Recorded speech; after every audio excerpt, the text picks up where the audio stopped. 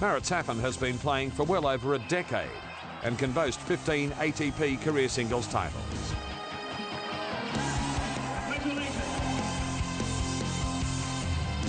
For 9 weeks during November and December of 2000, he held the world #1 ranking.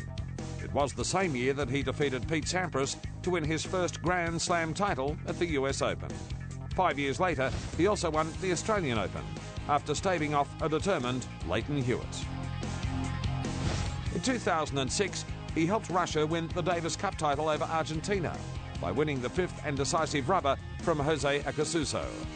2007 was probably the worst for Marat, in that he struggled most of the season to compile consistent results and failed to reach an ATP singles final for the first time since 1998, although he and partner Dmitry Tursunov did win the Kremlin Cup doubles final. Following a semi-final berth at Wimbledon, Marat jumped 35 places to 40 in the South African Airways ATP rankings. Is he on the way back? To find out, we put Marat Safin under the spotlight.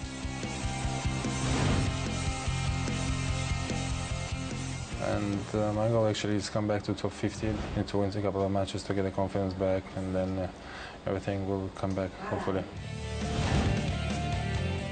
Well, motivation sometimes is a little bit difficult to find, because also if you're not winning a lot of matches, then of course it's getting tougher and tougher to win them. And of course you're not enjoying it by playing, especially when you're playing well and you're out of confidence. But then everything goes well and you're trying and you're fighting and the things are working, then it's a little bit easier. And then of course you have motivation to win matches, and then you can make some goals for the future. Well, my family has been important for me for the beginning of my career, and that's why I started to play tennis, because my mother was an ex-tennis player and she was a coach in a club, and my first few years I've been practicing with her. And so she gave me the first push, and then it was up to me if I would become somebody or if I would stay as a coach or go to study. And that was, I made some right decisions, and since I was 14 I've been traveling by myself. I've been seeing my family maybe twice a year, so it was all up to me. So I can take some credit also for myself that I did a pretty good job.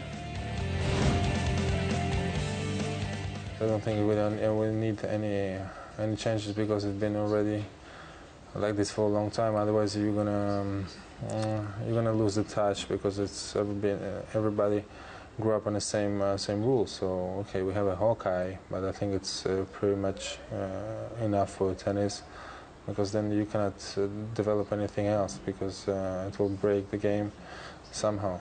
Even we tried round robin, but it doesn't really work. So it's pretty difficult tennis, pretty difficult sport to put new rules in it. I have somewhere, but not in my apartment. I don't have half of it. It's an office in Monte Carlo. Half of it is in my apartment in Moscow and in my parents' apartment. But I don't really. I don't want to be the typical guy that hears, and be proud of my trophies and so the kids look at how great I am. And the older you get, more pathetic you are. By saying it, I think it's just I know what I am, but it's not. I don't need to show it to anybody that I've been a great player. If they know already that I've been a good player, so there is no need for proof.